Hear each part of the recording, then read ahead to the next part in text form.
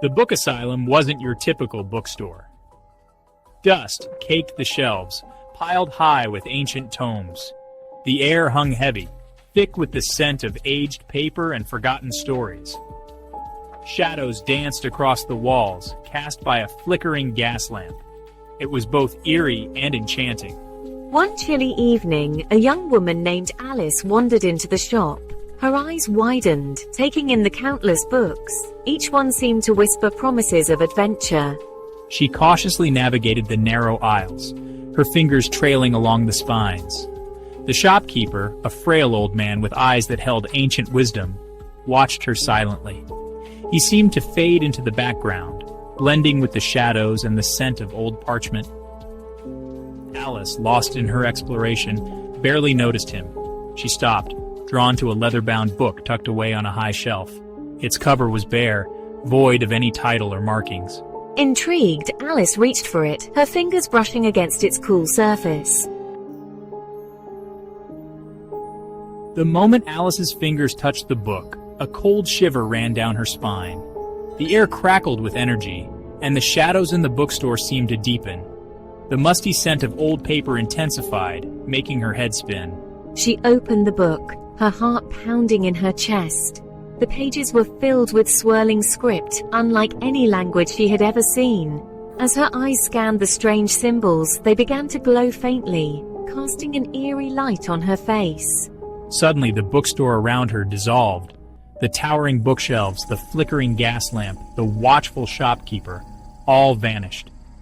Alice gasped, finding herself standing in the middle of a dark, unfamiliar forest. Confusion washed over her. The forest was alive with strange sounds, rustling leaves, the chirping of unseen insects, and the distant howl of a wolf. Fear tightened its grip on Alice's throat. She was trapped. Panic surged through Alice as she realized the gravity of her situation. The book had transported her into one of its stories, and now she was trapped within its pages. The forest seemed to press in on her, filled with unseen dangers. Alice wasn't alone. Other unsuspecting visitors, lured by the promise of adventure, were also trapped within the book's pages. A young boy battled a fire-breathing dragon, his face a mask of terror. A group of explorers found themselves lost in a scorching desert, their faces etched with desperation. Each person was living a nightmare, their fears and desires given tangible form by the book's magic. They were puppets, their fates controlled by the whims of the story. Alice knew she had to escape, to break free from the book's hold. But how could she fight against something so powerful, something that held the very essence of stories and dreams?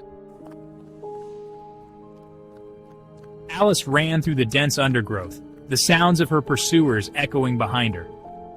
She didn't understand the rules of this world, the magic that held her captive. But she knew one thing: she wouldn't give up without a fight.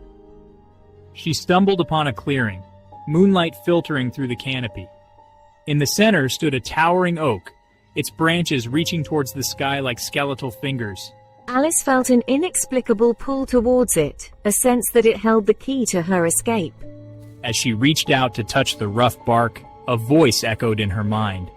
It was ancient, powerful, and filled with a chilling amusement. It spoke of the allure of stories, the seductive power they held to trap the unwary. The Book Asylum, she realized, was more than just a bookstore. It was a prison for unsuspecting souls, a repository of tales that could both enchant and ensnare. And she was just the latest victim,